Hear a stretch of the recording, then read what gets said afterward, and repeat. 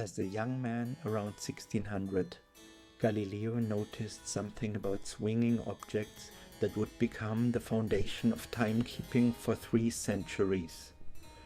A pendulum's period doesn't depend on how far it swings. Big arc, small arc, same time per swing. It's called isochronism. And when he finally wrote it down, in 1638, in his last great book, he didn't present it as a discovery. He stated it as obvious. Each vibration, whether of 90, 50, 20, 10 or 4 degrees, occupies the same time. 90 degrees, 4 degrees, same time according to Galileo. I came across that line and couldn't let it go. Not to prove him wrong, but that sentence is 400 years old, and 400 years change what an ordinary person can do with a question. I can 3D print a pendulum overnight. I can read its angle with a magnetic field without ever touching it. I can cut a single second into a million pieces and timestamp every swing. I won't pretend to know what Galileo would have made of any of this, but the record shows how he worked. He ground his own lenses, built his own instruments, and asked nature directly. And that tradition never stopped. It just moved into our garages and workshops, to anyone with a printer, a soldering iron, and a question that won't leave them alone. Let's build.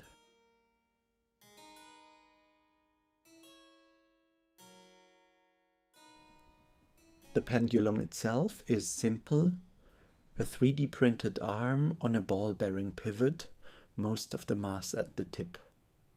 But almost every feature on this part is the answer to some small problem, so let me give you a little tour. First, the pivot. Cart pole builds usually clamp the bearing's outer ring in a mount, and the pendulum turns together with the axle. I tried it the other way round, the way a skateboard-wheel does it. The axle stands still, the inner ring is fixed to it, and the pendulum spins on the outer ring. The bearing simply press fits into this pocket in the arm. Down at the bottom there's another pocket, holding 3 more bearings that will never spin. They're dead weight, cheap steel exactly where I want mass to make the arm bottom heavy, closer to the idealized point mass pendulum of the textbooks. Remember that choice? It comes back at the end of the video. And running parallel to the arm, bolted to it, there's a second small part whose only job is to carry a little magnet centered exactly on the pivot axis. Why the magnet can't just sit in the arm itself, you'll see in a moment.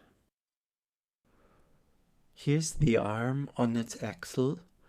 Facing that magnet, never touching it, sits the actual instrument.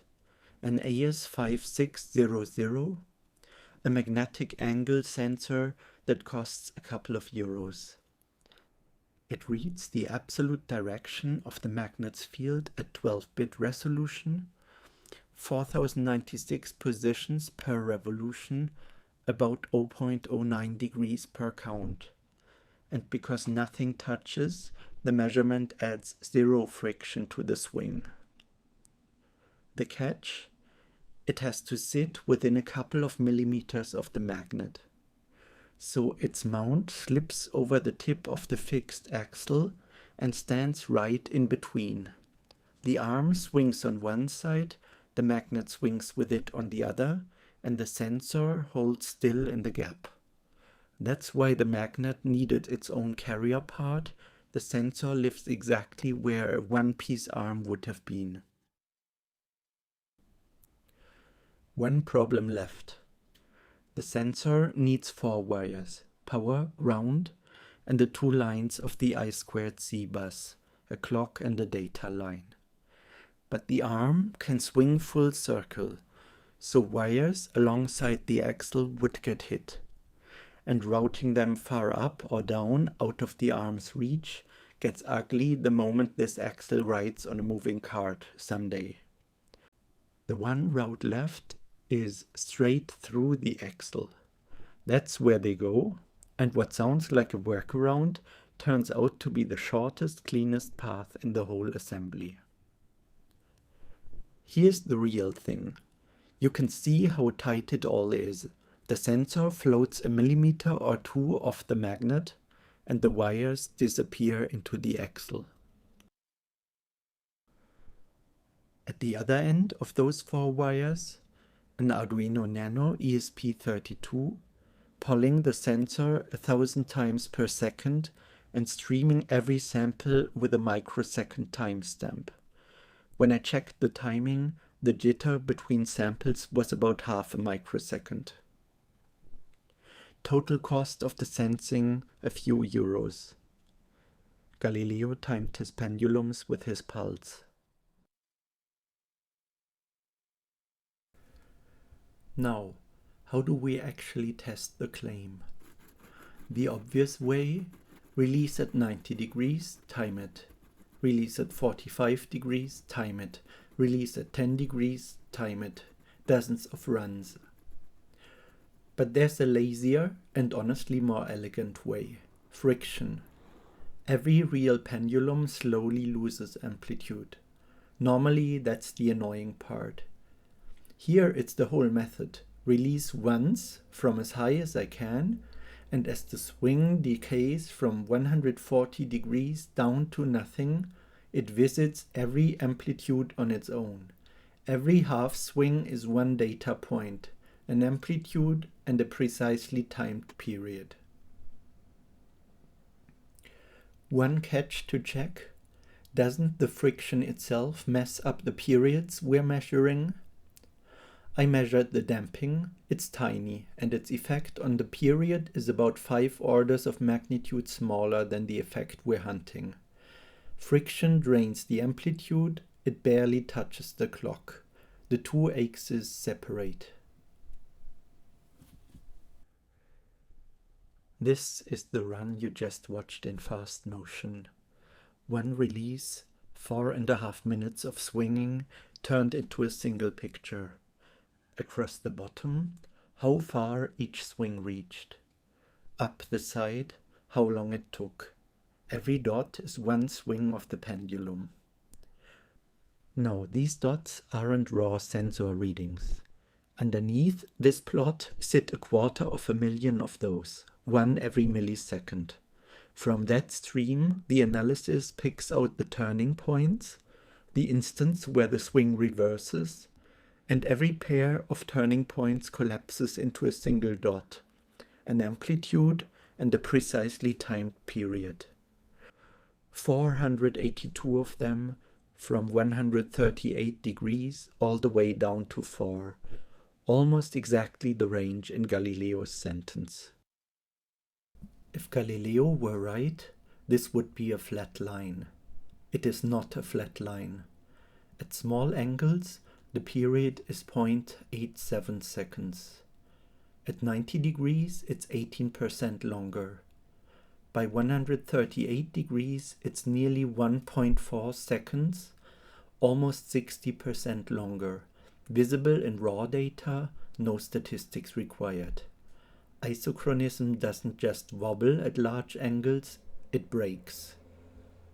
So, was Galileo simply wrong?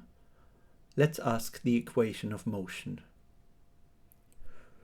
One line of physics governs every pendulum: a ball on a string, or this 3D printed arm, bearings and all. Gravity pulls the angle back towards 0 through the sine of that angle. And everything about the particular build, its mass, its shape, its length, collapses into the single constant out front, omega 0. Remember that constant, The whole experiment comes down to measuring it. Near the bottom of the swing, sine theta and theta are nearly the same number. Make that swap, and this becomes the simple harmonic oscillator, the most solved equation in physics, with period 2 pi over omega 0. Now look at what's not in that formula, the release angle. Wide swing, narrow swing, same period. That's Galileo's sentence falling out of the mathematics. And let's be fair to him. Galileo never made this approximation. He couldn't have. He died before calculus, before equations of motion existed. He stated the conclusion from observation. The mathematics that can say when he's right came later. And here it is. At small angles, isochronism is genuinely true. But I released this pendulum at 138 degrees, and out there, sine theta is nowhere near theta. Keep the true sine, and the period picks up the release angle. The exact answer has a name, the complete elliptic integral. But the physics underneath it is simple. The wider the swing, the more time the pendulum spends up near the top of its arc, where gravity's pullback goes soft. Wide swings linger. And notice what this curve asks of me. One free parameter, the small angle period. Nothing else. Fit that single parameter, and it goes through all 482 points. Not roughly. The residuals show no bias at any amplitude. At 90 degrees, theory says the period should be 18.03% longer than the small angle limit. Measured, 1.1803. That's the textbook number on a bench from a 3D printed arm. The whole 4-minute experiment in one image. Angle against angular velocity, colored by time, the pendulum spiraling into its resting point through every amplitude on the way. Each ring of that spiral is one data point on our curve. By the way, history got there without the data. Within Galileo's own century, Mersenne noticed wide swings run slow, and in 1673, Huygens proved a swinging bob is only truly isochronous on a cycloid path, not a circle, and built exactly that into his clocks. Clockmakers eventually took the simpler road. Keep the swing small, and Galileo's law holds. Small swings is why grandfather clocks tick the way they do. A curve fitting the data it was fit to is nice. But the real test of a physical law is prediction. So, a confession. This careful run wasn't my first. Earlier, I had a rougher capture with lower sampling rate, and it never dipped below 31 degrees because I didn't let it swing for long enough. Watch what happens if I fit the elliptic law to that earlier run's high angles alone, and extrapolate the curve down into the low angles it never recorded. Now drop in the run you've watched all video. Its small swings in particular, 272 of them, between 4 and 31 degrees. Data the earlier fit never touched. They land on the prediction. The smallest swings are the hardest to time, so the points scatter. But they scatter evenly, above and below, with no drift to one side. Taken together, they sit right on the curve, on average within 0.18 milliseconds of it, 0.02% of a swing. Two runs taken at different times, at different sample rates, one of them entirely outside the fitted range, and they trace one curve. That is the difference between fitting data and having a model. The elliptic law didn't just describe what I measured, it predicted what I hadn't. One thing left to cash in. Remember omega 0? The one constant this whole build collapsed into? The thing the fit actually measured? We now know it to 0.1%. And gravity everyone knows. Divide one by the other, g over omega 0 squared, and out drops a length, 18.8 centimeters. That's the length of the ideal textbook pendulum, all its mass in a single point that would swing in step with this arm. Its effective length. And the length is something you can check against the drawing. So back to where this started, the CAD. Remember those 3 bearings that never spin? The dead weight I stacked at the tip to get close to a textbook point mass? Distance from the pivot axis to that cluster, 19.6 centimeters.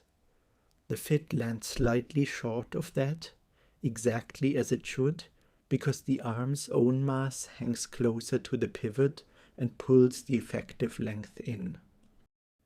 A dimension I drew on a screen before any data existed just came back out of a curve fit, through a print, a magnet, and 482 swings. Design, object, and model agree. So, Galileo. Not wrong exactly. Look at his sentence one more time. At the small end of the list, 10 degrees, 4, it's true. Measurably, precisely true. He just kept counting, 20, 50, 90, past the place where it stops being so. A sentence stated too boldly in 1638. And it started a conversation through Huygens clocks, through generations of clockmakers who learned to stay inside the part that was true, all the way to this thing on my bench, which can now measure where the sentence ends to a fraction of a millisecond. 400 years haven't changed the pendulum. Mine lingers at the top of a wide swing exactly as his did. What the centuries have changed is what an ordinary person can do about a sentence that won't leave him alone.